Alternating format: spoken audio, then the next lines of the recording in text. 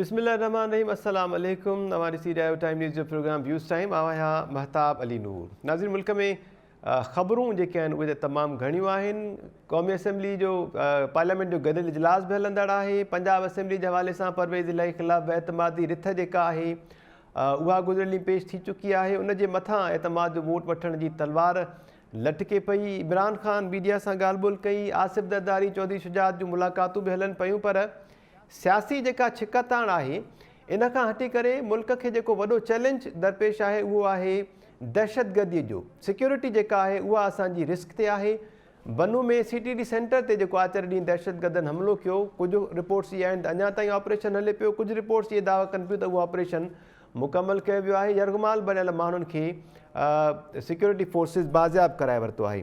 इन ख़बर खे लिंक कयूं त गॾियल क़ौमुनि जे सेक्रेटरी जनरल एंटोनियो गुटेरेस बि न्यूयॉर्क में प्रेस कॉन्फ्रेंस कई आहे ऐं संदसि चवणु आहे त तालिबान पाकिस्तान जे लाइ ख़तरो बणिजंदड़ दहशतगर्द ग्रुप्स खे रोकिन। तालिबान सां जेके आहिनि ॻाल्हियूं असां जारी रखंदासीं। माहौलियाती तब्दीलियुनि जी तबाही में पाकिस्तान जो किरदारु घटि आहे। पेरिस में 9 जनवरी ते जेका डोनर कॉन्फ्रेंस थींदी उन में पाकिस्तान जी हिमायत कंदासीं। हाणे मुल्क में जेका दहशतगर्दी जी लहर आहे इन ते गॾियल क़ौमुनि खे बि ॻणती आहे। एंटोनियो गुटेरेस जी प्रेस कॉन्फ्रेंस जेका आहे उहा इन जो सबूत आहे। बनू में सिक्योरिटी फोर्सिस जेको ऑपरेशन कयो, सिक्योरिटी थ्रेट्स जेके आहिनि इन ते ॻाल्हि ॿोल कंदासीं। ऐं ॿियो जेको टॉपिक आहे उहो आहे तालीम जी तबाही जो। गुज़िरियल ॾींहुं बि इन ते तफ़सीली ॻाल्हि ॿोल कई हुई। अॼु सिंध असम्बली जे इजलास दौरान तालीम वारे सूबाई वज़ीर सैयद सरदार शाह साहब पॉलिसी बयानु ॾिनो, डिघी तक़रीर कई ऐं उन्हनि कुझु फिगर्स बि ॾिना ऐं ख़ासि तौर ते एमनेस्टी इंटरनेशनल जी जेका रिपोर्ट आहे उनखे बि ग़लति ऐं बेबुनियाद करार ॾिनो। सरदार शाह साहब जो चवणो त असां जेको आहे स्कूलनि जो तादादु वधाइण जी कोशिशि बि कयूं पिया। बंदि थियल जेके 6467 स्कूल्स आहिनि उन्हनि मां असां 4416 स्कूल्स खोलाए बि वरिता आहिनि। आलमी बैंक जी सर्वे मूजिबि स्कूल्स जी मरम्मत जे लाइ असांखे 139 अरब रुपया घुर्बल आहिनि। साॻई अॼोके असम्बली जे इजलास दौरान शर्मिला फारूकी पीपल्स पार्टी जी सीनियर अॻवान आहिनि, MP आहिनि, उन्हनि वरी जॾहिं ख़िताबु कयो त उन्हनि चयो त सरदार शाह साहब जेके फिगर्स ॾिना आहिनि 139 अरब रुपया स्कूल्स जी बहाली जे लाइ घुर्बल आहिनि, इहो हिकु ख़्वाबु ई आहे। इहे पैसा असां कॾहिं बि जमा न करे सघंदासीं। कुझु फिगर्स शर्मिला फारूकी साहिबा बि शेयर कया। संदन चवणो त सॼे मुल्क में 2,28,00,000 जे लॻभॻि ॿार स्कूल्स खां ॿाहिरि आहिनि, जेको मजमूई तौर ते 44% थिए थो ॿारनि जो जेके स्कूल खां ॿाहिरि आहिनि। सिंध में कोरोना खां पोइ पेंडेमिक जेको आयो हुयो उन खां पोइ 10 लख ॿार स्कूल वापसि वञी न आहिनि सघिया।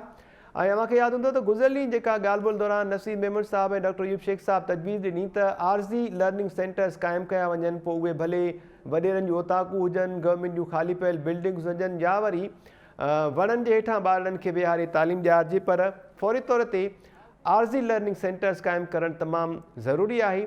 इन ते ई शर्मिला फारूकी साहिबा बि ॻाल्हि ॿोल कई ऐं संदन चवणो त टेम्पररी लर्निंग सेंटर्स जेके आहिनि उन तरफ़ वञिणो पवंदो ऐं यूनिसेफ बि सिंध में 500 जेके टेम्पररी लर्निंग सेंटर्स आहिनि उहे क़ाइमु करे वरिता आहिनि। इन ते ॻाल्हि ॿोल कंदासीं।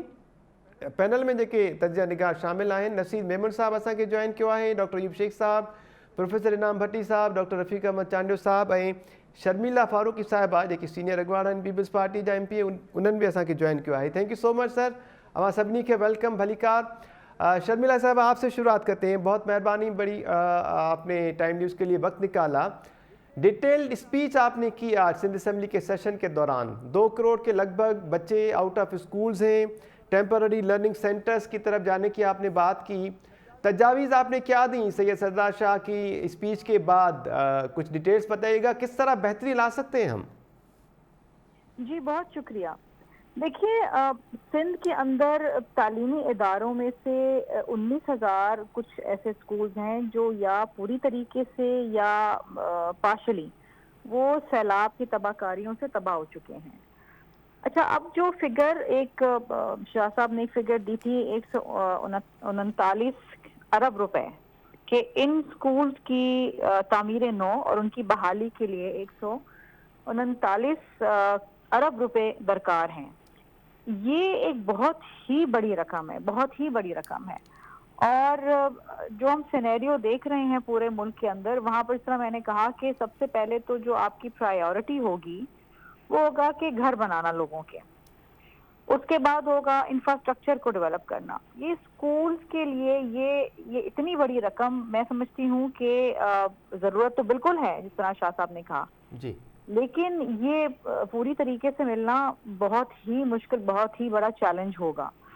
میں نے آپ کو اسمبلی میں یہ بھی بتایا تھا کہ 2005 میں جو زلزلہ آیا تھا اس میں جو سکولز کی بحالی ہوئی وہ 2021 میں جا کے ختم ہوئی. اس کا مطلب یہ ہے کہ اگر ہم اس پیمانے سے ناپیں تو یہ 19,000 جو سکولز ہم نے بحال کرنے ہیں سندھ میں, دوبارہ بنانے ہیں, جی اس کے لیے ہمیں 16-17 سال لگ جائیں گے اگر ہم یہ بینچ مارک استعمال کرتے ہیں. اور وہ زلزلہ پاکستان کے ایک حصے کے اندر آیا تھا اور وہاں پر اتنے زیادہ سکولز نہیں گرے تھے جتنے یہاں سندھ کے اندر تباہ ہو گئے ہیں. دوسری چیز یہ ہے کہ پینڈیمک کے بعد آپ دیکھیں کہ جو اسکول میں واپس بچے آئے ہیں اس میں سے ابھی تک 10 لاکھ بچے واپس اسکول نہیں آ سکے. پینڈیمک میں اسکول جو ہیں وہ تقریباً مارچ 2020 سے لے کے مارچ 2022 تک تقریباً 64 ویکس بند رہے ہیں, کبھی پارشلی بند رہے ہیں, کبھی پورے بند رہے ہیں. بچوں کی تعلیم بہت متاثر ہوئی ہے. جی اور جو ڈراپ آؤٹ اس وقت ہوا تھا اس ڈراپ آؤٹ میں سے 10 لاکھ بچے ابھی تک واپس اسکول نہیں آ پائے ہیں. بس اس کی مختلف وجوہات ہیں. اب یہاں پر آپ پوسٹ فلڈ جو سینیریو دیکھ رہے ہیں سیلاب کی تباہ کاریوں کے بعد, تو جو لوگ ابھی تک ٹینٹوں میں ہیں ان کی ابھی تک بحالی شروع نہیں ہوئی ہے, ان کے گھر بننے ہیں, ان کا روزگار شروع ہونا ہے, فصلیں دوبارہ سے لگنی ہیں. یہ ایک بہت بڑا چیلنج ہے. اتنی زیادہ اس خطے میں اس سے بڑی تباہ کاری کلائمیٹ چینج کے نتیجے میں سیلاب کی زد میں آنے کے بعد آج تک پوری دنیا میں نہیں ہوئی ہے, اور اس کے لیے بہت زیادہ ایفرٹ, بہت زیادہ رقم درکار ہے. تو ایسے سینیریو میں نے یہ کہا تھا کہ انسٹیڈ کہ ہم اس فوری طور پہ تو سارے اسکول دوبارہ سے تعمیر نہیں کر سکتے, بالکل ٹھیک. تو جب تک آپ کو ٹیمپرری لرننگ سینٹرز بنانے پڑیں گے. 10 اسکولز ہیں جیسے یونیسیف بناتا ہے, سیو دا چلڈرن بناتے ہیں, اس فارمولے پہ جا کے آپ کو 10 اسکولز بنانے پڑیں گے تاکہ بچوں کی کچھ نہ کچھ انفارمل تعلیم شروع ہو پائے. اور وہاں پر دیکھیں یہ بچے ٹراماٹائز ہیں, ان کا گھر باہر بہ چکا ہے, ان کے پاس روزگار نہیں ہے, ان کے پاس کھانے کے لیے 3 وقت کا کھانا نہیں ہے, 2 وقت کا کھانا بھی نہیں ہے. ابھی بہت کچھ ہونا ہے. ٹیچرز جو ہیں وہ بھی ڈسپلیس ہو گئی ہیں, ان کے بھی گھر باہر چلے گئے ہیں. سو ایسے سینیریو کے اندر آپ ایک جسے کہتے ہیں نا فارمل لرننگ سسٹم, اس کی طرف ابھی نہیں جا سکتے. ٹھیک لیکن کیونکہ بچوں کے تعلیمی سال بچانے کے لیے اور بچوں کو ایجوکیٹ کرنے کے لیے آپ کو ایفرٹس لینے پڑیں گے کہ آپ ٹیمپرری لرننگ سینٹر بنائیں. وہاں پر آپ بچوں کی پوٹینشیل کو جو بچہ جو زبان سمجھتا ہے اس زبان میں سکھائیں. بچوں کی پوٹینشیل دیکھیں کہ اس میں کیا پوٹینشیل ہے اور وہ کیا کرنا چاہتا ہے. گیمز کے تھرو بچوں کو سکھائیں, پینٹنگ کے تھرو بچوں کو سکھائیں, کیونکہ اس وقت سارے بچوں کا ایک ذہنی دباؤ ہے سب پہ.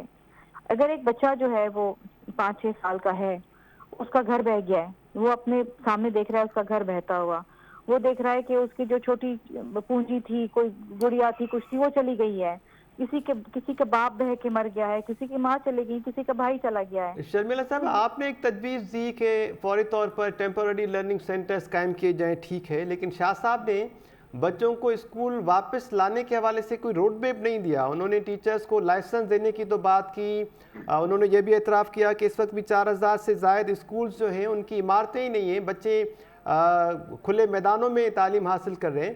بچوں کو واپس اسکول لانے کے حوالے سے کسی تجویز پہ بات ہوئی؟ آپ کے پاس اس طرح کی کوئی تجاویز ہیں, کوئی میٹنگ ہو رہی ہے اس حوالے سے؟ دیکھیے میں نے جو جرمن موشن ڈالا تھا یہ میں نے 3 مہینے پہلے ڈالا تھا. اس وقت سچویشن یہ تھی کہ سیلاب نہیں آیا تھا, تو اس وقت ہم جب بات کرتے تو شاید ہماری تجاویز مختلف ہوتی. اب جب ہم بات کر رہے ہیں پوسٹ فلڈ سینیریو تو تجاویز بالکل مختلف ہیں. اس وقت ہمیں بچوں کو فوری طور پہ دیکھیں, میں نے یوکرین کا حوالہ دیا, یوکرین میں جنگ ہو رہی, لیکن وہاں پر بھی 41% اسکول دوبارہ کھل گئے ہیں.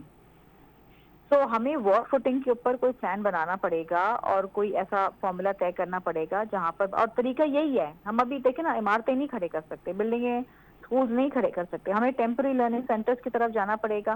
ٹینٹ آپ کہیں بھی کلسٹر بنا کے لگا سکتے ہیں, جہاں پر زیادہ آبادی ہے, بچے جہاں پر ہیں وہاں آپ ایک ٹیمپرری لرننگ سینٹر بنا دیں. یونیسیف جو ہے وہ سندھ کے اندر تقریباً کوئی 600 کے قریب TLCs بنا رہا ہے, اور سیو دا چلڈرن 500 بنا رہا ہے.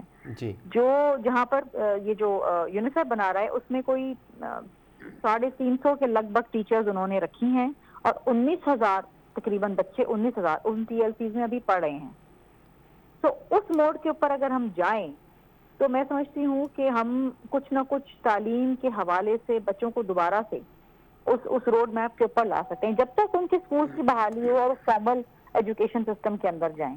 تو یہ بہت ضروری ہے کیونکہ دیکھیں ملک کا فیوچر تعلیم سے ہی ہے. اگر ہمیں لانگ ٹرم سوچنا ہے تو ہمیں ان بچوں کی تعلیم دیکھیں. بچے ہمارے وہ اثاثے جس طرح ہم اپنے ایٹمی اثاثوں کو بچاتے ہیں نا پروٹیکٹ کرتے ہیں ہمیں اپنے بچوں کے فیوچر کو پروٹیکٹ کرنا ہے. اسی طریقے سے میں ہمیشہ یہ ایگزامپل دیتی ہوں بیکاز میں سمجھتی ہوں اس سے بہتر ایگزامپل نہیں ہو سکتا.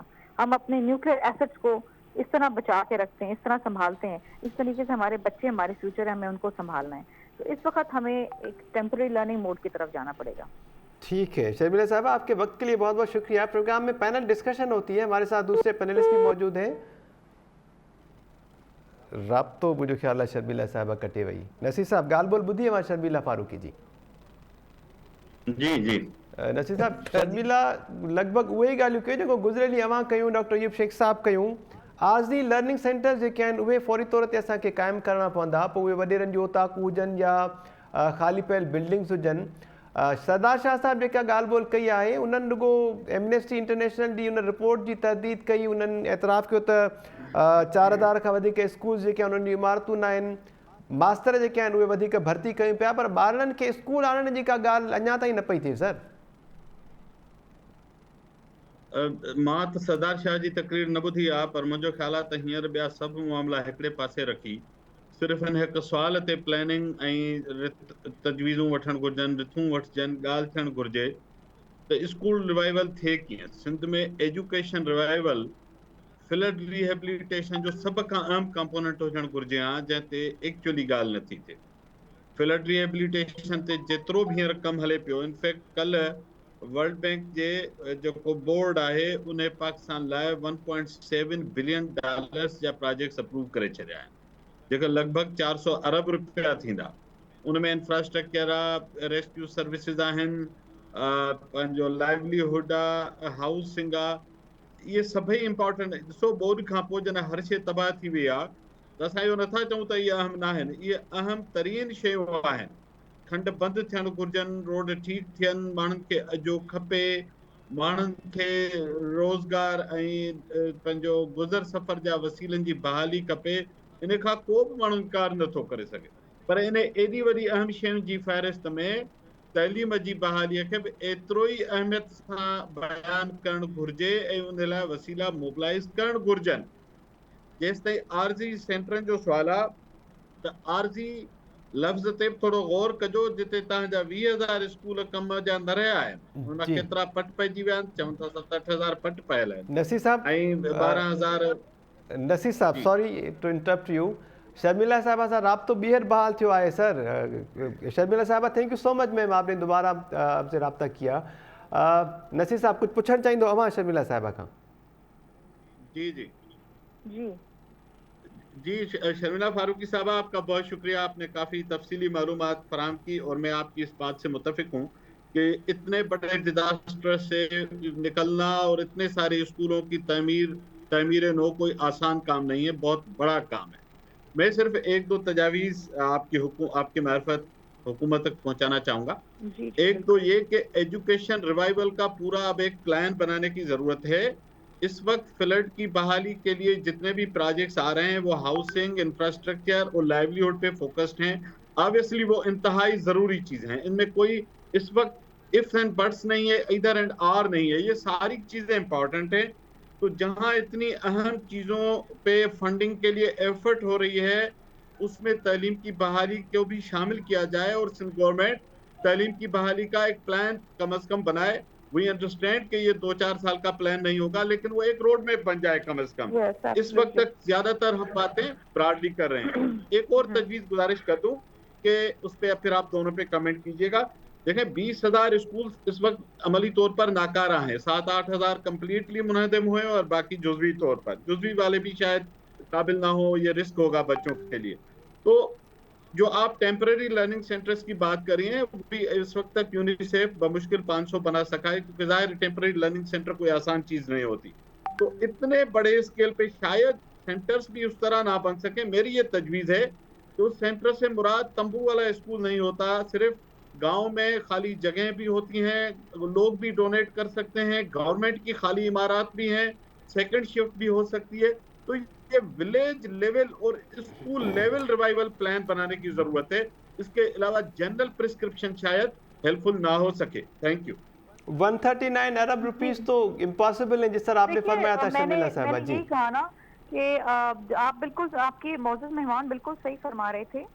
میں نے کہا دیکھیں اس وقت تو سب سے پہلی پرائیورٹی کسی بھی حکومت کی، ظاہری بات ہے ہماری بھی ہے، کہ لوگوں کے گھر بنائے جائیں، ان کو چھت دی جائے.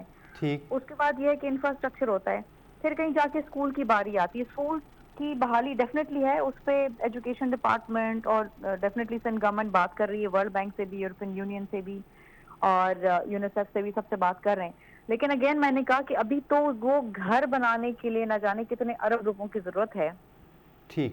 اس کے بعد انفراسٹرکچر آتا ہے، پھر وہ آتا ہے. تو یہ 139 ارب روپے is a figure which is impossible to collect.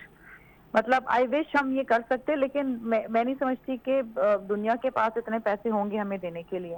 تو ہمیں ہوم اسکولس کی طرف جانا پڑے گا، ہمیں جانا پڑے گا ٹیمپرری لرننگ سینٹرز کی طرف. میں نے ایک بات اور بھی اپنی اسپیچ کی شروعات میں کہی تھی کہ 1993 کے اندر شہید محترمہ بینظیر بھٹو نے کمیشن کا قیام کیا تھا، پرائم منسٹر لٹریسی کمیشن، جی جس میں ہوم اسکولز کی بات کی گئی تھی. 2 لاکھ ہوم اسکولز بنانے تھے کیونکہ وہ کاسٹ افیکٹو ہوتے ہیں اور وہ ٹائم ایفیشینٹ ہوتے ہیں. تو اسی طریقے سے اگر ہم ہوم اسکولز کی طرف جائیں، وہی اگر ہم پلان اٹھا لیں اور اگر ہم گھروں کی بحالی کریں، انہی گھروں کے اندر اگر ہم کمیونٹی بیسڈ اسکولز بنا دیں اور وہیں سے ٹیچرز کو ٹرین کریں، اور اس میں یہ بھی ہوگا کہ کمیونٹی جو ہے وہ ٹیچرز کی اٹینڈنس کو مانیٹر کرے گی، اور وہاں سے ہم ایک سسٹم کو لے کے چلیں، ایک روڈ میپ بنائے، تو میرا خیال ہے کہ اس میں ہم کچھ نہ کچھ ایک ہوپ دیکھیں گے. سو آئی ہوپ کہ کیونکہ ایک روڈ میپ ہمیں ملنا چاہیے سندھ گورنمنٹ کی طرف سے اور ایجوکیشن ڈپارٹمنٹ کی طرف سے، اینڈ آئی ایم شیور انہوں نے کوئی روڈ میپ بنایا ہوگا. ہوم اسکولز کی تجویز کے حوالے سے پھر یہ چیلنج آ جائے گا سامنے میم کہ پہلے تو فلڈ افیکٹی جو ایریاز ہیں وہاں پر گھروں کی تعمیر ہو، اس کے بعد ہوم اسکولز قائم ہوں.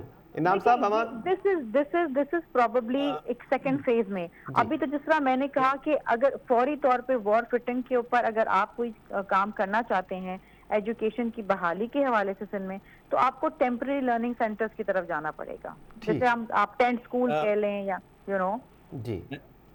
مہتاب میری طرف سے ایک تجویز بھی ہے اور سوال بھی ہے. شرمیلا صاحبہ تھینک یو ویری مچ. ایک تو یہ ہے کہ آج کے دور میں دنیا بہت ایڈوانس ہو گئی ہے، اور ابھی پوری دنیا کے اندر بہت سستے پری کاسٹڈ موبائل اسکولز اویلیبل ہیں جو کہ چائنا سب سے زیادہ استعمال کرتا ہے جب بھی وہاں ان کے یہاں فلڈس آتے ہیں یا کہیں بھی ایسے قسم کے کوئی حالات پیدا ہوتے ہیں. اور وہ ان کی کاسٹ جو ہے اتنی نہیں ہے جتنی ہمارے یہ جو اسٹرکچر جو انفراسٹرکچر بنا کے اسکولز بناتے ہیں. تو ایک تو اگر میرے خیال میں پلاننگ میں یہ چیزیں ہیں تو اس میں یہ بھی دیکھا جائے کہ یہ صرف نہیں بلکہ خود ہمارے ملک کے اندر کنٹینرز میں اور اس میں جتنے بھی آئل اینڈ گیس کمپنیز کی پوری فیلڈز بنتی ہیں وہاں پر وہ پوری کی پوری فیلڈ ان کی موبائل ہوتی ہے، ان کا بھی کوئی اتنا بڑا خرچہ نہیں ہوتا ہے، اور ایک کنٹینر میں 2 کمرے آسانی سے اسکول کے بن جاتے ہیں. تو اسی طرح سے میرے خیال میں اگر پلاننگ صحیح ہو تو کوئی مشکل نہیں ہوتی، اور اس سے زیادہ کوئی برین اسٹارمنگ ہو سکتی ہے کہ اور کس طرح ہم جو ہے ان اسکولز کو شروع کر سکتے ہیں. لیکن ہمارے ہاں مسئلہ یہ ہے کہ جو 139 ارب کی ایسٹیمیشن بنانی ہے تو وہ سندھی میں جو اساں چوندا آहियूं نا وسیشل پتاشن وارو مینہ، وسیشل شربت وارو مینہ، تو یہ زیادہ تر جو ہے صرف اسی طرح ہی ہے. تو صرف اگر پیسوں پہ نظر ہے وہ آئیں اور اردو میں انعام صاحب ماں ٹرانسلیٹ کیا شرمیلا صاحبہ. انعام صاحب کا مقصد ہے کہ پھر نوٹوں کی کوئی بارش ہو شاید تو پھر یہ عملی طور پر ممکن ہو سکے. تو میرے خیال میں برین اسٹارمنگ کے لیے جو ایکسپرٹیز ہوتی ہے ان کے ساتھ بیٹھنا پڑتا ہے، جو کہ مجھے نظر نہیں آتا. شرمیلا صاحبہ سندھ گورنمنٹ ابھی تک جو ہے مجھے کوئی ایسی نظر نہیں آئی کہ کوئی برین اسٹارمنگ کے لیے کوئی کمیٹیز بٹھائی گئی ہوں, کوئی سیمینارز کیے گئے ہوں, کوئی تجاویز لی گئی ہوں. ہاں, خودرو طور پہ اگر آپ, جیسے آپ نے خود بتایا کہ یہ آپ کا موشن 3 مہینے پہلے پیش کیا ہوا تھا, تو اب یہ سوچیں گے ایجوکیشن ہمارے ہاں اتنی نہیں دیکھیے امپورٹنٹ ہے. 3 مہینے ہوتا یہ ہے کہ ہر سیشن کے اینڈ میں ہم اگلے سیشن کے لیے جرمن موشنز جمع کراتے ہیں.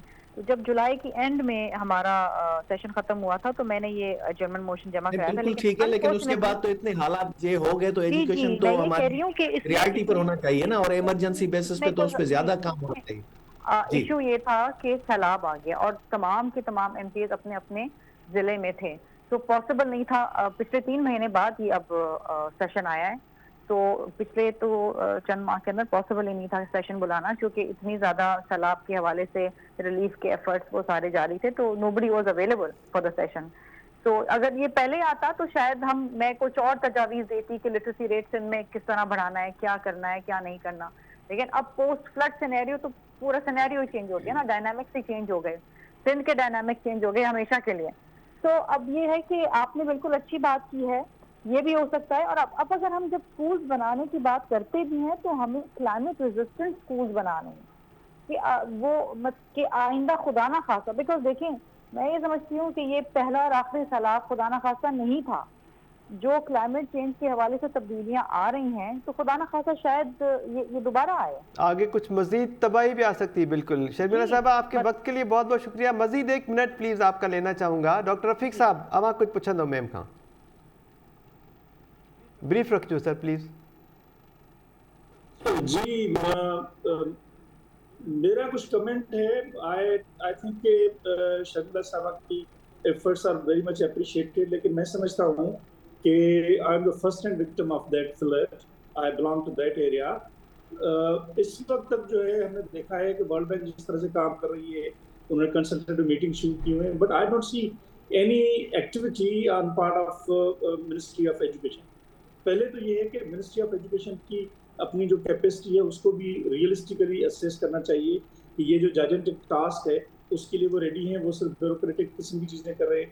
اس کے لیے جیسے میرے ساتھیوں نے بتایا ہے کہ بہت ساری چیزیں ہو سکتی ہیں, لیکن اگر سندھ گورنمنٹ ہمیں یہ بتائے کہ بھائی اس کے 139 ارب خرچہ ہوگا, پیسے نہیں ہیں, اس لیے چپ کر کے بیٹھ جائیں, جو کہ اسٹوری ایسے چل رہی ہے, تو میرا خیال ہے کہ اس کا کوئی فائدہ نہیں ہے. اینڈ آئی سنسیئرلی بلیو کہ سندھ گورنمنٹ کی کوئی بھی تیاری نہیں ہے ان فیکٹ کہ ان علاقوں میں جو اسکولس ہیں ان کو ریہیبلیٹیٹ کر کے ان کو کسی طریقے سے کیا جائے کہ بچے اسکول میں آ جائیں جب تک ان کی ریہیبلیٹیشن کا پلان جو ہے وہ ہو رہا ہے. نہیں تو سندھ گورنمنٹ کے پاس اس وقت تک آپ دیکھیں یہ جو فگر چل رہی ہے نا, 139 ارب کہاں سے آئی ہے یہ فگر؟ یہ جو نا آپ کے یہ جو ایجوکیشن ڈپارٹمنٹ کے لوگ ہیں انہوں نے آپس میں کر کے کیے, یا کوئی اتھینٹک سروے ہے جس کی بنیاد پہ آپ کہہ رہے ہیں؟ I am a professional economist. I understand کہ یہ جو فگر آ رہی ہے یہ فگر ایویں ہے, اس فگر کا کوئی بنیاد نہیں ہے. جس طرح سے گھروں کی جو فگر ہے وہ بھی ٹھیک ہے, لیکن ہم اس ساری چیز کو ایٹ فیس لیول لے رہے ہیں, تو آن گراؤنڈ اس وقت تک کوئی چیز نہیں ہو رہی ہے. آپ کی جو ایجوکیشن ڈپارٹمنٹ ڈسٹرکٹس میں ان کی کیپیسٹی ڈیولپ کرے. رفیق صاحب, ایٹ لیسٹ شرمیلا صاحبہ جاگاؤ آئے سندھ گورنمنٹ کی, انہوں کی پارٹی آئے. شرمیلا صاحبہ, آپ نے ایٹ لیسٹ ایفرٹس ضرور لی ہیں. آج جو اسپیچ آپ کی ہم نے سنی, آپ نے جگانے کی کوشش ضرور کی ہے اور اس عمل کو تھوڑا تیز کرنے کی بھی کوشش کی ہے. دیکھیے میری کوشش یہ تھی, اور میں سمجھتی ہوں اس میں سندھ گورنمنٹ کی بالکل ایک نیک نیتی شامل ہے. اس کے اوپر ڈیفینیٹلی یہ دس از اگین ہماری پرائیورٹی. ہم ہر سال بجٹ کے اندر بھی تعلیم کو ہمیشہ پرائیورٹی دیتے ہیں, بجٹنگ کے حوالے سے بھی. جی, ایسی بات نہیں ہے, لیکن اگین جس طرح میں نے آپ کو کہا نا کہ اس وقت ہمیں یوکرین کے اندر میں نے بتایا نا جنگ ہو رہی ہے, اور 41% اسکول کھل گئے ان پرسن, بچے جا رہے ہیں, تعلیم جو ہے وہ شروع ہو گئی ہے. مطلب 41% از آلموسٹ 50%, اور ایک ایسا ملک جہاں پر جنگ ہو رہی ہے. تو ہم وار فوٹنگ کے اوپر, کیونکہ ہمارے یہاں سینیریو مختلف ہے, سیلاب آگے, بلڈنگیں اویلیبل نہیں ہے, اسکولز اویلیبل نہیں ہے, سب رہ گئے. تو وہاں پر اگین یہ چیزیں, جس طرح آپ کے ایک مہمان بتا رہے تھے کہ ہم چائنا سے پری کاسٹ وہ بنا لیں, پوری کی پوری جس طرح فیلڈ ہوتی ہیں اور اس کے اندر پورے ٹینٹ وہ کہیں بھی آپ لے جا سکتے ہیں. جی, اس کے لیے بھی پیسہ درکار ہے نا. چائنا ہمیں فری میں تھوڑی تو نہیں دے گا, اس کے لیے بھی. In the mean time I think जो हम कर सकते हैं वो अगेन ये भी TLC में ही आता है. अगर हम प्री कास्ट भी अगर हम चीजें मंगाते हैं, again these again will be temporary learning centres. ये परमानेंट स्कूल्स नहीं है जहाँ पर सारी फैसिलिटीज हैं, यू नो डेस्क हैं, ब्लैक बोर्ड है, हर चीज है. ये वो वाला सिनेरियो तो नहीं है ना जो बाकी बच्चों को शहरों में अवेलेबल होगा. तो इन द मीन टाइम हमें इसकी तरफ जाना पड़ेगा. एक इनफॉर्मल एजुकेशन सिस्टम का प्लान बनाना पड़ेगा और उसमें बच्चों को लाना पड़ेगा. और एक और जो अच्छी चीज वो कहते हैं ना कि तबाही में भी आपको कोई ना कोई सिल्वर लाइनिंग नजर आती है. बिल्कुल. जामशोरो के अंदर एक TLC है जिसको मैंने विजिट किया था. उसमें 38 बच्चे पढ़ते हैं. उन 38 बच्चों में से सिर्फ 3 बच्चे पहले स्कूल जा चुके हैं. इसका मतलब ये है कि 35 बच्चे जो हैं वो नए इनरोलमेंट हैं. तो इसका ये इसमें सिनेरियो ये है कि अब अगर हम TLCs खोलते हैं, क्योंकि TLC तो आप कहीं भी लगा सकते हैं, टेंट स्कूल, वहां पर वो बच्चों को भी आप इनरोल कर सकते हैं इनके अंदर जो पहले कभी स्कूल नहीं गए. तो ये हमारे पास एक अपॉर्चुनिटी भी है जहां हम ज्यादा से ज्यादा बच्चों को इन TLCs के अंदर लेकर आए, इनकी प्रोफाइलिंग करें. और जब तक ये फॉर्मल एजुकेशन सिस्टम की बहाली नहीं होती है उस तरफ जाएं, तो जो एक हमारे यहाँ ड्रॉप आउट रेशो बढ़ जाता है. और जो है, क्योंकि जो शाह साहब फिगर्स दे रहे थे कि प्राइमरी स्कूल्स की जो तादाद है वो 35,853 है, और जब सेकेंडरी स्कूल तक आप जाते हैं तो सेकेंडरी स्कूल इनमें सिर्फ 1570 है. तो आप देखिए 95% ड्रॉप आउट रेट है. 35,000 जो है schools and then only 1,570 school. तो this almost 95% drop in the, क्योंकि बच्चों की इनरोलमेंट ही नहीं होती तो स्कूल्स ही नहीं है जी. या बच्चे इनरोल होना चाहते हैं और स्कूल्स की अवेलेबिलिटी नहीं है. तो इस गैप को भी, ये बहुत बड़ा गैप है जिसको हमें फिल करना है. और अगेन फिर ड्रॉप आउट रेशो ज्यादा लड़कियों का होता है. अच्छा, इधर इस हवाले से पोस्ट फ्लड के बाद अगेन गुर्बत मजीद बढ़ेगी. और जो एक फिगर वर्ल्ड बैंक की तरफ से हमें दिया जा रहा है वो ये है कि 9 लाख से 12 लाख तक लोग मजीद गुर्बत की सतह से नीचे आएंगे. इसका मतलब ये है कि ज्यादा से ज्यादा बच्चे जो हैं वो अगेन वर्क फोर्स के अंदर धकेले जाएंगे, चाहे वो खेतों में काम करें, चाहे वो चाइल्ड लेबर की मद में जाएं, चाहे चाइल्ड ट्रैफिकिंग का खतरा है, चाइल्ड अर्ली मैरिजेस का खतरा है कि लड़कियों की, छोटी छोटी लड़कियों की शादी कर दें. फिर अगेन एक्सट्रीमिस्ट की तरफ से ये एक अपॉर्चुनिटी होती है कि जहाँ पर पैसे और अपॉर्चुनिटी देते हैं और वो अपने एक्सट्रीमिज्म की एक फोल्ड के अंदर उनको ले लेते हैं. तो ये बहुत बड़ा चैलेंज, एक खतरनाक बात है ये बच्चों के साथ आगे खुदा न खास्ता क्या हो सकता है. इन तमाम चीजों को मद्देनजर रख के हमें एक जामे प्लान बनाना पड़ेगा फौरी तौर पे, और उसके ऊपर अमल पैरा होना पड़ेगा. We don't have time, let me tell you one thing, we don't have time, और we have to start now, because अगर हमने देर कर दी तो बहुत बड़ा नुकसान हो जाएगा. ठीक है शर्मिला फारूकी साहबा, थैंक यू सो मच, आपने टाइम न्यूज़ के लिए वक्त निकाला और जो जामे प्लान की आपने बात की है उस हवाले से भी आपसे दोबारा बातचीत करने की कोशिश करेंगे. Thank you so much again ma'am, appreciated. जी नसीर मेमन साहब, ॻाल्हि ॿोल ॿुधी, इनाम भट्टी साहब, अवां डॉक्टर रफ़ीक अहमद चांडियो साहब, 9 लख खां वधीक माण्हू जेके आहिनि उहे गुर्बत जी लकीर खां हेठि अची वेंदा. अञा ताईं तबाही जेका आहे उहा ॿोॾी जारी आहे. इनफॉर्मल एजुकेशन सिस्टम जंहिं ते गुज़िरियल ॾींहं में ॻाल्हि ॿोल थी उन ते ज़ोर ॾिनो आहे शर्मिला फारूकी साहिबा. नसीर साहब, अवां जो कमेंट सर. मां हिन वक़्तु सची ॻाल्हि आहे त हुनजो स्ट्रक्चर छा हूंदो, फॉर्मल इनफॉर्मल, केरु कंदो, कीअं कंदो, जी शिकिल छा हूंदी, इन सभिनी शयुनि खां हटी करे मां वापसि हिन ॻाल्हि ते थो अचां त इन मां जेको बि करिणो आहे जी उन ते प्लानिंग ऐं डिस्कशन कॾहिं थींदो. हीअ सभु दोस्तनि इहा ई ॻाल्हि कई आहे त तव्हांखे जेको बि करिणो आहे, पर कंहिं सां ॻाल्हायो, असां सां न ॻाल्हायो, पाण में वेही ॻाल्हायो, हिक ॿिए खां पुछो ही एस्टिमेट्स छा ऑफ द कफ एस्टिमेट्स आहिनि, ऐं इहे छा जेके असां वटि जीअं ॻोठाणी सतह ते सुपरवाइज़र या सब इंजीनियर हिकिड़ा क़िस्म जा रेडीमेड फिगर्स ॾेई छॾींदा आहिनि, उनजो बेसिस छा आहे, लो कास्ट ऑप्शंस कहिड़ा आहिनि, इहे बि एक्सप्लोर करण जी ज़रूरत आहे. सिंध एजुकेशन फाउंडेशन जो सक्सेसफुल मॉडल पियो आहे. ॻोठनि में प्राइवेट स्कूल ॿिनि कमरनि में हलनि था, उहे पैसा बि वधीक वठनि था ॿारनि खां ऐं पघारूं बि घटि ॾींदा आहिनि, पर हुननि जी लर्निंग लेवल ऐं रिज़ल्ट बहितर हूंदी आहे. मुंहिंजो ख़्यालु आहे त पूरे सिस्टम खे रिविज़िट करण जी ज़रूरत आहे. सिंध एजुकेशन फाउंडेशन खे थोरो हिन में अॻभरो कराए सिंध हुकूमत थोरो टसल हलंदो आहे. सिंध एजुकेशन जो जेको डिपार्टमेंट आहे उहो सम्झंदो आहे त एजुकेशन फाउंडेशन असांजे का सॼो रोज़ियत लत ॾेई वेठी आहे. थियनि थियूं PPH ऐं हेल्थ डिपार्टमेंट में बि हूंदो, त इन्हनि शयुनि खां ॿाहिरि निकिरनि ऐं जेको कुझु बि करणु चाहिनि था उन ते ज़ाहिर माण्हुनि सां ॻाल्हाइनि, सोसाइटी सां ॻाल्हाइनि, कंसल्टेशन्स कनि, जी। पंहिंजा ख़्याल बि रखनि। ऐं मां वरी बि चवां थो त इहा प्लानिंग विलेज लेवल ते थी सघंदी आहे, इवन यूसी लेवल ते बि नथी थी सघे, छो त हर विलेज यूनिक आहे, हर विलेज में ऑप्शन अलॻि आहिनि, हर विलेज में तबाही अलॻि नोयत जी आहे। इहा विलेज लेवल जी प्लानिंग करण जी ज़रूरत आहे हिन वक़्तु। ठीकु आहे। डॉक्टर रफ़ीक अहमद चांडो साहब ॿुधो पिया सर? अवां रफ़ीक साहब आवाज़ अचे पियो अवां ताईं? इनाम भट्टी साहब अवां ॿुधो पिया सर? नाज़रीन, ॻाल्हि ॿोल थी आहे त सिंध में तालीम जी तबाही जेका आहे उहा त थी चुकी। ॿोॾि ऐं बरसाति जेका आहे उन तमामु घणी तबाही पैदा कई। केतिरा ई स्कूल जेके आहिनि ऐं उन्हनि जूं इमारतूं ढही पट पइजी वियूं। ॿारड़ा जेके आहिनि उहे ईअं खणी चइजे त खुलियल मैदाननि में तालीम हासिलु करण ते मजबूर बणिजी विया।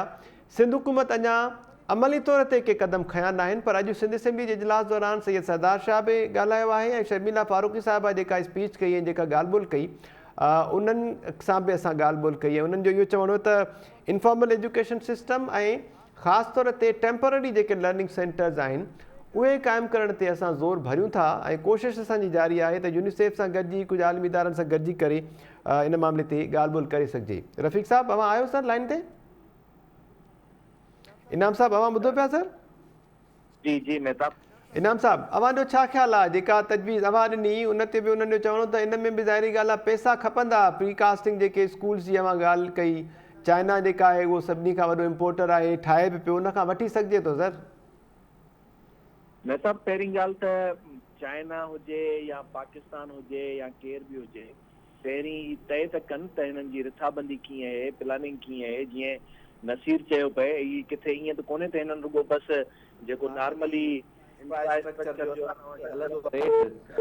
केतिरे स्क्वायर फुट ते जेको आहे सो बिल्डिंग ठहंदी, ए क्लास, बी क्लास ऐं सी क्लास, त उहो ठेकेदार जेके अंग अखर ॾिना हुआ टोटल हिकिड़े स्कूल जी हेतिरा 1000 स्क्वायर फीट जेका आहे सा बिल्डिंग हूंदी, उनखे ज़र्ब कयो 3000 सां, पोइ उन सां हेतिरा थिया। त ईअं त इन हिसाब सां त एस्टिमेशन इहो बिल्कुलु एतिरो थी सघे थो, पर असुल बुनियादी सुवाल इहो आहे त उहा रिथाबंदी किथे आहे, उहा प्लानिंग किथे आहे, तव्हांखे केतिरा स्कूल कीअं खपनि। ऐं अहम शइ जेका मुंहिंजी नज़र में इहा आहे त दुनिया हींअर एॾी एडवांस थी वई आहे मेहताब, जो सोचण सां गॾोगॾु कमु थींदो वेंदो आहे। तव्हां हिकिड़े पासे सोचींदा वेंदा आहियो, प्लानिंग कंदा वेंदा आहियो, ॿिए पासे जेको आहे सो उनजा नतीजा ईंदा वेंदा आहिनि।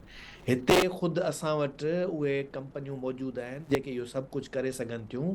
ऐं जॾहिं हीअ इमरान ख़ान जेको नया पाकिस्तान हाउसिंग स्कीम वारो जेको आंदो हुजनि, त उन दौरान बि केतिरा ई जेको आहे सो इन्वेस्टर ऐं कंपनियूं जेके इन क़िस्म जे घरनि ते कमु कनि पियूं, उहे पाकिस्तान में अची चुका। उन्हनि काफ़ी अहिड़ा घर ठाहिण बि शुरू कया। ख़ुदि असां वटि NET यूनिवर्सिटी जेको आहे सो हिकिड़ो अहिड़ो प्रोजेक्ट करे ॾेखारियो, उते हुननि जेको आहे सो सस्ते अघनि ते उहे घर ठाहे ॾेखारिया। ख़ुदि असां वटि पंहिंजे जेको आहे सो सिंध जूं काफ़ी NGOs आहिनि जिन सस्ते अघ ते उहे घर बि ठाहिया। ख़ुदि गुज़िरियल 2010-11 वारी ॿोॾि खां पोइ जेको आहे उन्हनि उहे काफ़ी उन में कमु कया। पर सुवाल इहो आहे त नियत तव्हांजी कहिड़ी आहे। जेकॾहिं फ्लोर ते सिर्फ़ु तव्हांखे उन्हनि जी पैसनि जी डिमांड, जीअं सवेर मूं अॻे गुज़िरियल हिकिड़े प्रोग्राम में चयोसीं त जॾहिं तव्हां 5000 खां मथे कट ॿुधाईंदव त इरीगेशन डिपार्टमेंट खे पैसा मिलंदा, इरीगेशन डिपार्टमेंट उहा बजट खपंदी। ईअं ई एजुकेशन वारनि बि हाणे सोचे छॾियो आहे त वरी असांखे बि पंहिंजो कंहिं तरीक़े सां ॿुधाइणो आहे त असांखे केतिरी बजट खपे। हाणे हिननि जी सभिनी जी ऐं ॿियो वरी त इहे सभु जेके ॿाहिरों पैसा मिलनि था न, उन ॿाहिरनि पैसनि मिलण में हिकिड़ा कंपोनेंट्स शामिल आहिनि। हिकिड़ो आहे तव्हांजो तालीम, ॿियो आहे घरनि जी अदावत, टियों आहे ज़रात जे पासे में, चोथों आहे तव्हांजी जेका पाणी वग़ैरह जा जेके सिस्टम आहिनि उनमें जेके कट लॻा आहिनि उन्हनि जी वरी जेको आहे सो रिहेबिलिटेशन। हाणे जॾहिं उन्हनि सभिनी खे इहो ॿुधायो थो वञे त जीअं सवेर नसीर ॿुधायो त वर्ल्ड बैंक जेको आहे सो उन बि चयो आहे त बाबा हेतिरा पैसा ॾियूं था, त हाणे सभिनी खे सिर्फ़ु उन ते नज़र आहे। प्लैनिंग जेका आहे उहा किथे आहे त तव्हांखे एजुकेशन डिपार्टमेंट में या ॿियनि सभिनी हंधनि ते उहा मूंखे नज़र नथी अचे घटि में घटि। या जीअं रफ़ीक ॻाल्हि कई या नसीर ॻाल्हि कई, थी सघे थो असांखां अलावा अञा की ॿिया माण्हू बि हुजनि जिन सां उहे मीटिंग्स वग़ैरह थींदियूं हुजनि, त भला उनजी बि का अची किथे का ब्रीफिंग ॾियनि, वज़ाहत कंदव ही कमेटियूं आहिनि, ही कमु कनि पियूं, उन्हनि में जेको आहे सो हिननि ही रिथाऊं पेश कयूं आहिनि। साल जी, 2 सालनि जी, 3 जी, 5 जी जेका बि हुनजी रिथाबंदी हुजे उहा बि ॿुधाइनि त कहिड़े मरहले में छा थींदो, पर उहो कुझु बि कोन्हे। तंहिं करे महताब आऊं चवां थो त सिंध हुकूमत जेका आहे सिर्फ़ु ऐं सिर्फ़ु सभिनी मामलनि में नज़र पैसनि ते आहे, नज़र पंहिंजे खीसे ते आहे, नज़र पंहिंजे अकाउंट्स भरण ते आहे, उन जे लाइ सभु रिथाऊं ठहंदियूं। माण्हुनि जो छा थींदो, मुआशिरे जो छा थींदो, इहे ॿार भले हींअर त ही बोर्ड जे करे इहा तबाही थी आहे एतिरी, पर एजुकेशन डिपार्टमेंट अॻ में वरी कहिड़ो हिननि को हिन में वॾा फाड़ा मारिया आहिनि जंहिंमें का बहितरी आई हुजे, या एॾी का संजीदगी हुननि में ॿुधायो जेके पाण 15 सालनि खां वठी इक़्तदार हुननि वटि वज़ीर हिकिड़ो साॻियो ई उहो लही वरी ॿीहर जॾहिं ईंदो आहे त तॾहिं पंहिंजे ई खाते जूं वरी वेही करे ॿुधाईंदो आहे त हेतिरियूं जेको आहे सो स्कूल घोस्ट स्कूल आहिनि, हेतिरा घोस्ट टीचर आहिनि, पंहिंजे ई साबिक़ा वज़ीर जे बारे में ॿुधाईंदो आहे त हुन हेतिरो करप्शन कयो, ही थी वियो, फ्लोर ते बि पंहिंजियूं ई ॻाल्हियूं पाण ॿुधाईंदा आहिनि, पर पाण अञा ताईं उन्हनि शयुनि खे बहितर करण जे लाइ का बि रिथाबंदी पेश कोन करे सघिया आहिनि। हिन भेरे रुॻो कुझु मेरिट ते उस्तादनि खे नौकरियूं मिलियूं, उस्ताद खे भर्ती थिया आहिनि, त उन जे लाइ असीं सभु जेको आहे सो ॾाढो ख़ुशि था थियूं, वॾो कारनामो थी वियो आहे। पर हक़ीक़त इहा आहे त सिंध जी तालीम, उन जी तबाही पीपुल्स पार्टी हुकूमत जे नंबर 1 तरजीहात ते आहे, त जेतिरो मुआशिरो उहो तव्हांखे अणपढ़ियल जाहिल ऐं खपे उहो एजुकेशन जे ज़रिए करे सघो था, इन ई नाले में कयो। जी महताब। ठीकु आहे। रफ़ीक साहब अवां आयो सर? रफ़ीक चांडिया साहब अचनि त उन्हनि सां ॻाल्हायूं पिया। नसीर अहमद साहब, तालीम वारे मामले ते त रोज़ानो जी बुनियाद ते ॻाल्हि ॿोल कंदासीं, पर हीअ जेका दहशतगर्दी जी लहर आहे, हिकु पासे इहो तमामु वॾो चैलेंज बणियल आहे, एंटोनियो गुटेरेस खे बि इन ते ॻणती आहे ऐं हू तालिबान सां ॻाल्हियूं कंटिन्यू रखण जी ॻाल्हि कनि पिया, ऐं हुकूमत जेका आहे उहा वरी पंजाब जो इक़्तिदार बचाइण में रुधल नज़र अचे पई, कोशिशि कंदे नज़र अचे पई। इन लहर खे कीअं मुंहुं ॾेई सघिजे थो सर? दहशतगर्दी वॾो चैलेंज बणियल आहे। महताब ही इंतहाई ख़ौफ़नाक सूरत-हाल डेवलप थी आहे जॾहिं खां तहरीक तालिबान पाकिस्तान ऐलान कयो त हाणे हुकूमत ते आम जाम हुननि चयो, रुॻो हुकूमत जी ॻाल्हि कोन चयनि, माण्हुनि ते जायुनि ते हमलनि करण जे लाइ हुननि पंहिंजे कारकुननि खे सॾु ॾिनो। उन खां पोइ तव्हां ॾिसो था को ॾींहुं ख़ाली कोन्हे, ख़ासि तौर ख़ैबर पख्तूनख्वा में।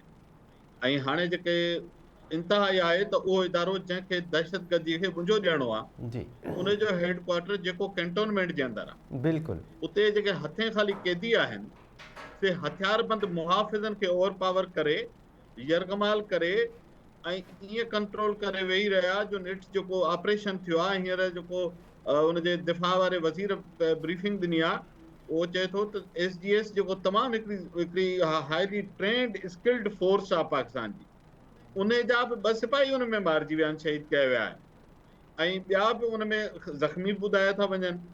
ऐं हुननि चयो आहे त असां सभु दहशतगर्द मारिया आहिनि। केतिरा इहा ख़बर न आहे, छो त उते चयो पियो वियो, ऑफिशियल रिपोर्टूं जेका आहियूं पिए त 30 खां मथे टेररिस्ट उते हुया, वाड़ियल हुया। इहो ई बनू आहे जिते इन ई इमरान ख़ान साहब जी हुकूमत में कुझु साल अॻु में वॾो जेल ब्रेक थियो, हिकु वॾे अंग में उतां टेररिस्ट आज़ादु थी विया। चयो वञे थो त इहो बि ऑर्केस्ट्रेटेड। हाणे हिननि जूं गवाहियूं नथियूं मिलनि, पर ज़ाहिर आहे एॾी वॾी फोर्स हूंदे, तो जॾहिं ख़बर हुई त बनूअ में तव्हांजी ताक़त एतिरी आहे ऐं पोइ तव्हांजी पहुच न आहे, त पोइ बहितर हो न त एॾे ख़तरनाक दहशतगर्दनि खे किथे ॿिहंदि वञी रखो आहे। उनजो कहिड़ो सबबु हुजे तव्हां हुनखे एॾे क्रिटिकल एरिया में, तमामु हसास बॉर्डर एरियाज़ जे वेझो वञी रखियो आहे, जितां हुननि आख़िर में मुतालबो कयो त असांखे बाय एयर या बाय फुट सरहद टपी होॾां वञण जो असांखे इजाज़त ॾिनी वेंदी। बिल्कुलु। तो ही का मामूली सूरत हाल कान्हे।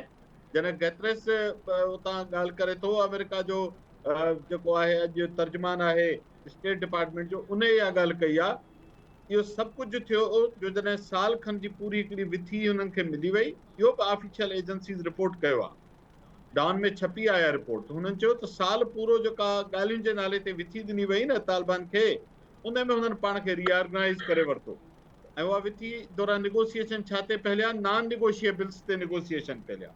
हिकिड़ो मुतालबो हुयो त फाटा जो जेको मर्जर आहे उनखे डीमर्ज कयो, उहे सभु इलाइक़ा बहाल करियो, साॻी तरह क़बाइली आणे। इहो मुमकिन न हो, हिकिड़ी शइ न थिए तव्हां निगोशिएट कयो छा ते पे।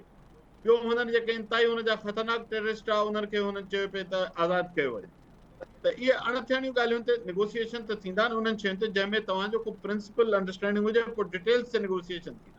इहा हिकिड़ी सॼी मोहलत लॻे थो हुनखे ख़ैबर पख्तूनख्वा जी हुकूमत ऐं अॻूणी वफ़ाक़ी हुकूमत उन्हनि जो जेको साफ़ कंदड़ आहे हुनखे हथ सां ॾेई चए।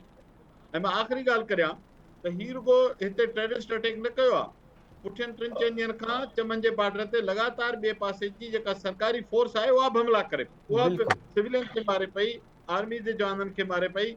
तंहिंजी माना त उहो मुल्क जंहिंखे तव्हां हिकिड़ी आउट ऑफ द वे वञी वॾी सपोर्ट ॾिनी उन्हनि खे तव्हां जेको सॼो इहो टेक ओवर थियो उन में अमेरिका छो काविरियो पाकिस्तान ते? छो न पे असांजे वज़ीर आज़म जूं फ़ोनूं खईं पोइ पटाटनि जे अघ ते छोड़े विड़िया हुआ? बिल्कुलु सर। तव्हां सम्झो था हेड ऑफ स्टेट जॾहिं फ़ोन न खणंदो आहे उनजी माना छा हूंदी आहे? त हुननि हुनजो आम माण्हू असां दोस्तीअ में हिक ॿिए जी फ़ोन न खणंदा आहियूं उनजी माना छा हूंदी आहे? Extreme anger. सफ़ा जॾहिं तव्हां कंहिंजो ॻाल्हि आवाज़ न ॿुधणु चाहे, हिन खां वधीक कावड़ जो इज़हार नथो थी सघे, हिक रियासत जो सरबराह ॿी रियासत जे अॻुवाण सां करे त वेरी सीरियस। हुननि खे इहो ई हो त तव्हां हथु वठी टेक ओवर करायो आहे या पाकिस्तान ते अमेरिका जी चार्ज हुई, ऐं पाकिस्तान खे अॻु बि इन भलाईअ जो सिलो मिलंदो रहियो, हाणे बि मिले पियो। हैरत असां सभिनि खे इहा आहे त असां जूं हुकूमतूं असांजा फ़ैसिला कंदड़ इन सॼी शइ मां सिखण लाइ तयार ई न आहिनि। बिल्कुलु ठीकु नसीर साहब, thank you so much sir. Doctor Rafiq Ahmed Chandio साहब, वापसि वरी पहिरें टॉपिक ते अव्हांजो कमेंट शामिल कयूं सर। अव्हां शर्मिला फारूकी सां जॾहिं ॻाल्हि कई त कुझु तजवीज़ूं ॾियण सां गॾोगॾु वरी शिकायत या दाह बि उनखे ॾिनी त अव्हां बि इन बोर्ड जा विक्टिम रहिया आहियो। अव्हां शहर केन शाह में का अहिड़ी इमारत या अहिड़ो को ग्राउंड बचो आहे जेको पाणीअ खां ख़ाली हुजे, जिते टेम्पररी लर्निंग सेंटर या इनफॉर्मल एजुकेशन जो को बंदोबस्तु थी सघे सर? ॾिसो, केन शाह शहर जो हिकिड़ो हिसो ॿुॾो ऐं हिकिड़ो हिसो जेको मथे उहो त बचियल आहे। इन करे केन शाह शहर में त इन्हनि जी पॉसिबिलिटी आहे, ऐं जेको स्कूल बि आहे उन्हनि जी मतिलबु आहे त सूरत हाल मां पाणी जे करे निकिरी वियो आहे, ऐं ॿिया कुझु नंढा नंढा स्कूल आहिनि त इहो पॉसिबल आहे त उते कुझु सरकारी इमारतूं मिली वञनि। पर हीउ मसइलो ॿियो आहे त जेका ॿाहिराड़ी आहे ख़ैरनातन शाह जी मथे हिसे जी, जेको दादू ज़िलो जो मथियों हिसो आहे ख़ैरनाता तालुके जो, उते मलिया मेट थी चुकी आहे। उते घर रही चुका आहिनि, माण्हुनि जा दुकान रही विया आहिनि, माण्हुनि जो कारोबार हर शइ उते करण लाइ मतिलबु आहे त उते का शइ न मिली सघंदी। मां मिसाल तौर ते जेको सॼो ॻाल्हायां, बचाबंद जो हेठियों जेको इलाइक़ो आहे उन इलाइक़े में का बि शइ न मिलंदी तव्हांखे जिते तव्हां मतिलबु आहे उते टेंट स्कूल या अहिड़े क़िस्म जी का कार्रवाई थी सघंदी। पर प्रॉब्लम अञा ॿियो आहे। प्रॉब्लम इहो आहे महताब साहब त मां हिते माना नसीर साहब जो फील्ड में ॿिया दोस्त वञनि था, तव्हां मीडिया जा दोस्त सभु ॾिसो था पिया, रिपोर्टिंग थिए थी पई। उते हुकूमत जो जेको आहे, जेको वॉल्यूम आहे, जेको डिलीवरी जो, उहो ॾाढो स्लो ऐं ॾाढो पैथेटिक आहे। उहो एतिरो कोन्हे को जो हुनखे इहा चइजे त यार हिकिड़ो रिस्पॉन्स आहे। उहो रिस्पॉन्स तव्हांजो रिहेबिलिटेशन में बि आहे, इन खां अॻु बि अहिड़ो हुयो ऐं अॻियां बि लॻे अहिड़ो ई आहे। ऑन ग्राउंड एजुकेशन डिपार्टमेंट मतिलबु उहे जेको ईअं जी कमु कंदा आहिनि उहो ई कमु आहे। असां स्कूल ॿुधल वेठा आहियूं, इन ते सर्वे थियणु खपे, इन ते वठवटा थियणु खपे, किथे कीअं इहा डिस्ट्रिक्ट ऑफिसुनि जी। सरदार शाह खे हिन वक़्तु इहा रिपोर्ट पेश करणु पवंदी त ॿुधल इलाइक़नि मां छा छा रिपोर्ट्स आहिनि, छा छा अरेंजमेंट्स थिया आहिनि ऐं छा असीं करणु वञी रहिया आहियूं। बजाए हिन जो टोटल फिगर ॾेई ऐं सरदार शाह मां सम्झां थो इहो हेल्प नथो करे। इहा ॻाल्हि कंहिं हुन में अचे न पई। जी महताब। ठीकु आहे प्रोफेसर इनाम भट्टी साहब। सर, ॿियो जेको टॉपिक आहे दहशतगर्दी जी लहर, जेका हिकु वॾो चैलेंज बणियल आहे असांजे लाइ, इन ते अव्हांजो कमेंट सर। थियणु छा खपे बेसिकली, ऐं ख़ासि तौर ते वरी ख़ैबर पख्तूनख्वा इन्हनि क़बाइली इलाइक़नि में जेको बॉर्डर लॻे थो पियो बलोचिस्तान ऐं ख़ैबर पख्तूनख्वा खां अफ़गानिस्तान जी तरफ़, ईरान जी तरफ़, इन पासे दहशतगर्दी थिए पई सर? महताब, थियणु इहो खपंदो आहे। लॻे थो हाणे पाकिस्तान जे सिक्योरिटी फोर्सिस खे ॿियनि खे तालिबान खां मदद वठणी पवंदी अफ़गानिस्तान वारनि खां, त उहे हिननि जी मदद कनि, हिननि जो तहफ़ुज़ कनि। हिननि जे बॉर्डर एरिया ते हिननि खां पुॼी कोन थो सघे, सो राजूणी कनि। को ॿ टे चङा मुड़ुस वठी वञनि जेके उतां जा जिरगे जा मेंबर हुजनि, उन्हनि खे चवनि। हाणे त ॿियो इहो त थी सघे थो, ॿियो त कुझु कोन थो थी सघे। एंटोनियो गुटेरेस खे इन्वॉल्व कनि सर। एंटोनियो गुटेरेस साहब चवनि पिया न त असां तालिबान सां ॻाल्हियूं जारी रखंदासीं, उनखे इन्वॉल्व कनि। त इन पासे ते बि अचूं था। मुंहिंजे ख़्याल में महताब, एंटोनियो गुटेरेस जो जेको इहो चवणु आहे, इन जे पुठियां हिकिड़ी ॿी एंगल जंहिंखे आउं सम्झां थो उहा इहा आहे त छा किथे ईअं त कोन्हे त अफ़गानिस्तान जे तालिबान जे तरफ़ां ख़ुदि हुननि जी मदद करे प्रेशर वधाए आलमी बिरादरी खे, आलमी क़ुवतुनि खे इन ते आंदो थो वञे त उहा अफ़गान तालिबान हुकूमत खे क़बूल कनि। ऐं जेकॾहिं जेॾी महिल एंटोनियो गुटेरेस जेको आहे सो ॻाल्हियूं करण जे लाइ जेको आहे सो जॾहिं पेशरफ़्त कंदो, त हुननि जी वरी उन में डिमांड छा हूंदी? पोइ त अफ़गान तालिबान पहिरीं इहो चवंदा, पहिरीं असांखे क़बूल त कयो, तव्हां सां ॻाल्हायो कीअं था। त जेकॾहिं असां तव्हांजी मदद करियूं, त मूं जेको चयो पिए त हाणे माना मदद तव्हांखे अफ़गानिस्तान जी तालिबान हुकूमत जी खपे। उहा तव्हांखे जेको आहे सो पाकिस्तान जे अंदरि TTP खे कंट्रोल करे सघे थी, पर तव्हां TTP खे कंट्रोल नथा करे सघो। उन में वॾे खां वॾी कमज़ोरी जो सबबु पाकिस्तान जे पंहिंजे हुकुमराननि जूं हुकूमत जूं इदारनि जूं कमज़ोरियूं आहिनि ऐं उन्हनि जे कमज़ोरियुनि जे पुठियां ख़ुदि उन्हनि जी सोच ऐं उनजो उहो अमल आहे। छाकाणि त मज़हबी इंतिहा पसंदी जेका आहे उहा ओसी तोणी ख़तमु कोन थींदी जेसी तोणी पाकिस्तान जी रियासत ख़ुदि पंहिंजे स्ट्रक्चर में ऐं पंहिंजे जेको आहे सो सोच में उनखे ख़तमु न कंदी। असां वटि असांजे स्ट्रक्चर में ही मुमलिकत ख़ुदादाद आहे। उन मुमलिकत ख़ुदादाद में मूंखां नसीर खां ऐं रफ़ीक खां वधीक अख़्तियार ऐं हक़ उन्हनि जो हुजणु खपे जंहिंखे 1.5 फुट जेको आहे सो का ॿी असांजा सभिनी जा ही त ॿई क्लीन शयूं आहिनि, मूंखे अञा थोरी ॾाढी आहे ऐं उहे हुजनि आलिम दीन हुजनि या ॿियो कुझु हुजनि उन्हनि खे इहो सभु अख़्तियार हुजे त हुननि खे मथां किथां इलामी अख़्तियार मिले थो त उहे हिते हेठि धरतीअ ते हुकुमरानी करे सघनि था ऐं इहो असांखे कोन थो मिली सघे। तंहिंजे करे पहिरीं त इन्हनि शयुनि खे दुरुस्त करण जी ज़रूरत आहे ऐं ही जेसी ताईं इहे शयूं न कंदा पाकिस्तान जे अंदरि इन शइ जो कॾहिं बि ख़ात्मो न थी सघंदो। ही हिकिड़ियूं शयूं आहिनि जेके हींअर इन ते ख़ुदि स्टेट खे बहस करणु खपे त आइडियोलॉजिकली तव्हांखे छा थो खपे, कहिड़ो पाकिस्तान ऐं कीअं घुरिजे। तव्हां TTP खे कहिड़े बुनियाद ते रोकींदो, तव्हां उन्हनि खे कीअं चवंदो त तव्हां जेको आहे सो मुल्क जे नज़रियात जे ख़िलाफ़ आहियो, छाकाणि त तव्हांजी नज़रियात ऐं हुननि जे नज़रियात में त हू साॻियो ई चवंदा। हू चवंदा असांखे ख़बर आहे त पाकिस्तान जे अंदरि पाकिस्तान असांखे मिलियो ई पाकिस्तान जो मतिलबु ला इलाहा इल्लल्लाह वारे ते हुयो त ला इलाहा इल्लल्लाह जो हू जेको मतिलबु कढंदा हू चवंदा असांखे ख़बर आहे त हू ला इलाहा इल्लल्लाह जो असुल मतिलबु कहिड़ो आहे ऐं रियासत खे उन बुनियाद ते हलणु घुरिजे। हाणे जेकॾहिं इहा शइ ॾिसिजे त उन हिसाब सां त मुंहिंजे ख़्याल में आऊं त घटि में घटि कंहिंखे नथो चई सघां त न वाकई तूं ग़लति आहे, छाकाणि त पाकिस्तान जो आइन हुनखे इजाज़त ॾिए। पाकिस्तान जो आइन हुनखे इहो बाक़ाइदे बल्कि एम्पावर थो ताक़त थो बख़्शे त हू इहा डिमांड करे। असां अञा बेवस ऐं लाचार आहियूं, कंहिं क़िस्म जी डिमांड नथा करे सघूं छाकाणि त आइन में इहा शइ कोन्हे। जमहूरियत रुॻो लिखियल आहे, उनजी डिमांड कयूं था तॾहिं बि मोचड़ा था लॻनि। हुन में लिखियल आहे त पाकिस्तान फेडरेशन आहे, हुन में ही 4 क़ौमी वहदतूं आहिनि जेके कंहिं मुआदे तहत हुन में वफ़ाक़ में शामिल थियूं, रुॻो उहा घुर था कयूं, हुन ते मोचड़ा था खाऊं। चऊं था ही वसीला असांजा सूबनि जा आहिनि, उन्हनि खे अख़्तियार उन्हनि जो उन्हनि वटि हुजणु खपे। हिते त हाणे त वरी असां पाण रेज़ोल्यूशन पास करे उन्हनि जे हवाले था करे छॾियूं, असांखे त इन ते बि मोचड़ा लॻंदा जेकॾहिं डिमांड कंदासूं कंहिं बि क़िस्म जी। सो तंहिंजे करे आउं सम्झां थो त पहिरीं पाकिस्तान जी रियासत खे ऐं उन जे कर्ता धर्ताउनि खे वाघ धणियुनि खे पंहिंजा क़िबला दुरुस्त करणु खपनि, नज़रियात दुरुस्त करणु खपनि। उन खां पोइ इन्हनि शयुनि ते कंट्रोल थींदो ऐं उन खां पोइ ही सॼो कुझु जेको थिए थो उन जो सबबु इहो आहे त तव्हां सदाईं सॼी उमिरि सिर्फ़ु हिंदुस्तान वारी दुश्मनी में त गुज़ारियो, तव्हां त हू हुन बाट ते चयो सभु तव्हांजा दोस्त आहिनि, त दोस्तनि खां वधीक मिट माइट हर शइ जेको आहे सो उहे नज़र पे आया। हाणे त असांखे वॾे खां वॾो ख़तरो उन्हनि खां आहे ऐं बिलख़ुसूस आउं सम्झां थो असांखे सिंध खे त वधि खां वधि ख़तरो उन्हनि खां आहे ऐं उहो KPK वारा उन्हनि खे एतिरो शायदि ख़तरो न हुजे जेतिरो ख़तरो असांखे आहे। ऐं जेकॾहिं ॿियो केरु महसूसु करे थो या नथो करे, पर सिंध खे तमामु वॾो थ्रेट आहे, दहशतगर्दी जो बि ऐं इन्फिल्ट्रेशन जो बि ऐं धारी आबादकारी जो बि। जी मेहताब। ठीकु आहे इनाम भट्टी साहब। डॉक्टर रफ़ीक मचांडियो साहब, सर एंटोनियो गुटेरेस जी प्रेस कॉन्फ्रेंस ते अवांजो कमेंट सर, पाकिस्तान जी सपोर्ट जी उन्हनि ॻाल्हि कई आहे ऐं तालिबान खे चयो आहे त उहे पाकिस्तान लाइ ख़तरो बणिजंदड़ दहशतगर्द ग्रुप्स खे रोके। ॾिसो हिन में एंटोनियो जी जेका ॻाल्हि आहे उनजी अहमियत हिकिड़ी पंहिंजी ग्लोबल हुन में खणी सघिजे थी, पर असुल सुवाल इहो आहे त पाकिस्तान पंहिंजो तयन कॾहिं कंदो। पाकिस्तान खे पंहिंजी फॉरेन पॉलिसी पंहिंजो पाड़े वारनि सां जेको वहिंवार आहे उनजो तयन हिन वक़्त ताईं इहो ई आहे जेको ज़ियालती जे दौर वारो हुयो उन ई दौर में हलंदो त पोइ तव्हां वटि इहे शयूं आहिनि। या उहा तालिबानाइज़ेशन आहे जंहिं तालिबानाइज़ेशन खे जेकॾहिं असां को 10-15 साल अॻु छॾे चुका हुजूं हा, जेका असांजी जेके इंट्रस्ट आहिनि उहे इंट्रस्ट जेकॾहिं असां सियासी इंट्रस्ट जेके छॾियूं हा, जेके डीप स्टेट जा इंट्रस्ट आहिनि उहे जेके छॾियूं त पोइ असां कारोबार लाइ वहिंवार कयूं था, उनजे करे असांखे सुठा तालुका रखणा पवंदा।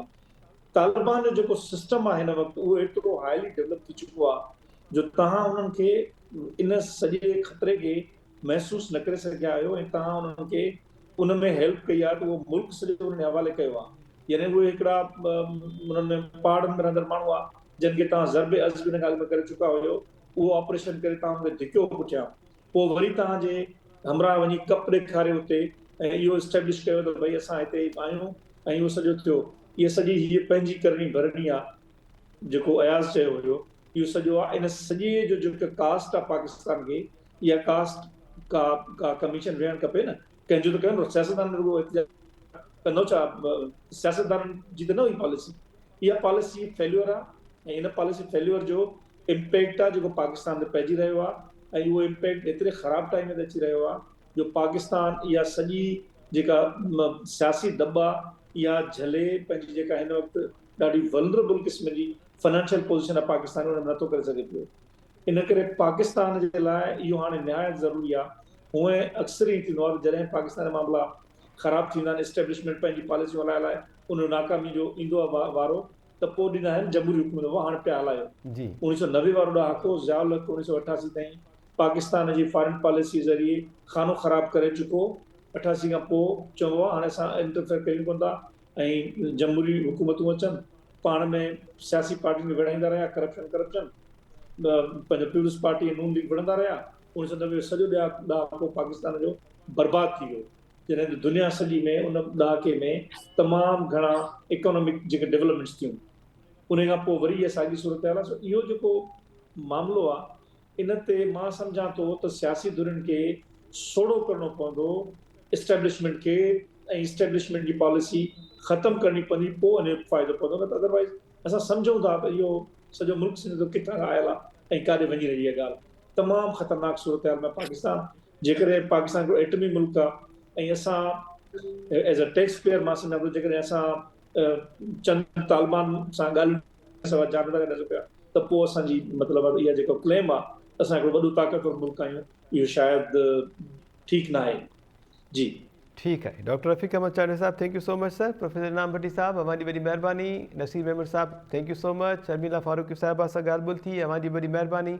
अयूब शेख साहब जॉइन न करे सघिया। नाज़रीन, दहशतगर्दी मुल्क जे लाइ जेको तमामु वॾो ख़तरो बणियल आहे, इन ते पैनलिस्ट जी राय शामिल कई। एंटोनियो गुटेरेस न्यूयॉर्क में इन ई हवाले सां प्रेस कॉन्फ्रेंस बि कई आहे। हुनजो चवणु आहे त हू तालिबान सां ॻाल्हियूं जारी रखंदा ऐं तालिबान खे चवनि था त पाकिस्तान जे लाइ ख़तरो बणिजंदड़ जेकी ॿिया दहशतगर्द ग्रुप्स आहिनि उन्हनि खे तालिबान टाकड़ी करे ऐं उन्हनि खे दहशतगर्दी करण खां रोके। सिंध में तालीम जी बहाली जेको वॾो चैलेंज बणियल आहे, उन हवाले सां सैयद सरदार शाह तालीम वारे सूबाई वज़ीर अॼु सिंध असेंबली जे इजलास में ख़िताब कयो, पॉलिसी बयानु ॾिनो। ऐं शर्मिला फारूकी साहिबा जिन 3 महीना पहिरियां तालीम जी बहाली जे हवाले सां हिकु करारदाद पेश कई हुई, उन्हनि बि अॼु सिंध असेंबली जे इजलास में ख़िताब कयो ऐं उन्हनि सां बि असांजी ॻाल्हि ॿोल थी। उन्हनि कुझु तजवीज़ूं ॾिनियूं।